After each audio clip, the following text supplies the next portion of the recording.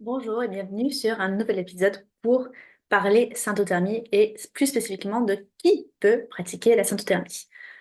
Je vous parle de ça parce qu'il y a beaucoup d'idées sur qui peut ou ne peut pas pratiquer la syntothermie et donc je voulais prendre ce temps pour vous expliquer que c'est beaucoup plus accessible que ce qu'on pense. Mais il y a bien sûr certaines personnes pour qui ce n'est pas la bonne option, notamment si on souhaite éviter une grossesse. Donc, on va voir que la sympthermie, en effet, n'est pas quelque chose qu'on peut mettre en place en un jour. On peut arrêter la pilule en un jour, mais on ne peut pas se lancer en symptothermie en un jour. On a besoin de temps, on a besoin de cycle, on a besoin de pratique. C'est un peu comme la conduite, hein. On a la partie théorique d'abord, le code de la route, et ensuite on se met au volant, mais accompagné, toujours accompagné. Donc attention quand même par rapport à ce que je vais dire aujourd'hui, c'est pas que on se lance toute seule, c'est juste que c'est plus facile que ce qu'on pense. Donc on va voir que cette méthode peut être utilisée de différentes façons, pour différents objectifs, mais que à chaque fois, il vaut mieux être accompagné, évidemment.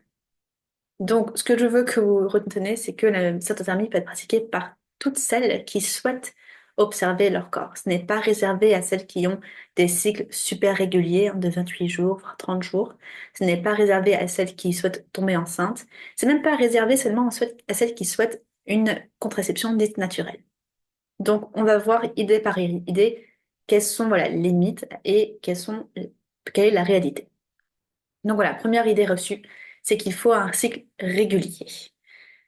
La cytothermie, c'est magique, elle s'adapte à tous vos cycles, elle s'adapte à vous et à vos corps. Donc que vous ayez des cycles longs, irréguliers, ou plutôt courts, ou post-pilule, ou postpartum, ce qui compte, c'est vos observations quotidiennes que vous allez prendre du coup en temps réel. Et c'est pas, on ne cherche pas le cycle parfait, on ne cherche pas à observer le cycle parfait. C'est peut être un objectif pour le futur, mais ce n'est pas un objectif quand on commence. L'idée reçue numéro 2, c'est que c'est seulement pour éviter une grossesse. En fait, non. C'est aussi un outil de développement personnel. Ça permet de comprendre son bien-être, repérer des déséquilibres et pouvoir aussi, évidemment, optimiser ses chances de grossesse, si on le souhaite. Un autre mythe que j'entends, c'est que ça ne marche pas si on a un stérilet au cuivre. Non, c'est tout à fait possible de pratiquer la symptothermie avec le stérilet au cuivre. En tout cas, c'est tout à fait possible d'observer son cycle parce que le stérilet au cuivre ou le DIU au cuivre ne va pas empêcher l'ovulation. Donc, on peut tout à fait observer son cycle. Et l'idée de reçue numéro 4, c'est qu'on a besoin d'être super rigoureuse, disciplinée, se réveiller tous les jours à la même heure. Non, alors c'est vrai que c'est un apprentissage, c'est vrai que c'est une charge mentale au début, mais c'est transitoire. En fait, on apprend à mettre en place des habitudes qui vont ensuite devenir naturelles. Et une fois que c'est acquis, c'est acquis pour la vie. Donc, qui peut vraiment pratiquer la symptothermie? On peut pratiquer la symptothermie si on souhaite une contraception dite naturelle. Et il y a une fiabilité pardon, qui est équivalente à la pilule quand elle est bien maîtrisée, donc pourquoi se priver? C'est aussi là pour celles qui souhaitent avoir plus de chances de tomber enceinte, parce que ça permet de comprendre son cycle et maximiser du coup la probabilité de tomber enceinte. C'est aussi pour celles qui souhaitent arrêter la pilule et veulent retrouver un cycle naturel et comprendre un peu, voilà, traverser ce moment de qu'est-ce qui se passe du coup entre l'arrêt et la reprise vraiment d'un cycle régulier. C'est aussi pour celles qui ont des cycles irréguliers ou qui ont un SOPK, parce que ça permet de savoir où on en est, ça permet de savoir si on a ovulé, si on ovule bien, et ça c'est possible même si on a des cycles longs. Et c'est aussi possible d'avoir une phase lutéale sympa, même avec un cycle long. Et ça c'est pour un autre épisode.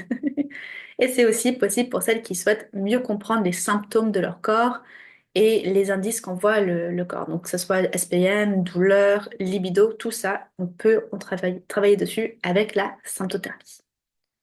Donc, pour qui est-ce que ce n'est pas idéal? Pour le coup, il y a des femmes, en effet, pour qui ce n'est pas un bon choix, notamment pour celles qui n'ont pas la possibilité de s'investir un minimum, parce que quand même, il y a donc l'apprentissage et il y a une implication.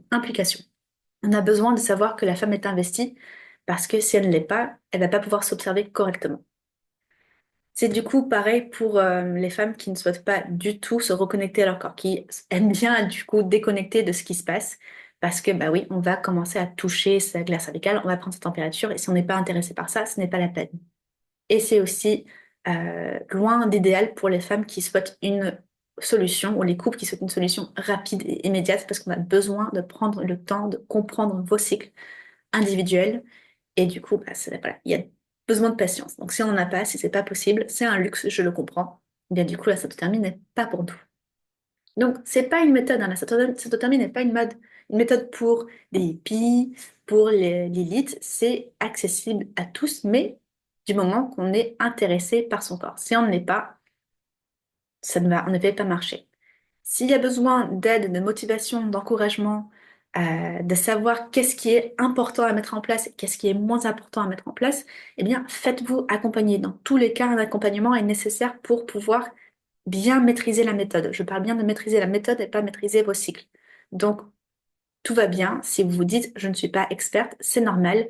Faites-vous accompagner et voilà, au bout de quelques cycles, vous vous rendrez compte que vous commencez à comprendre votre corps, pardon, d'une façon que personne peut vous comprendre.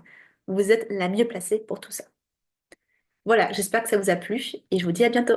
Bye!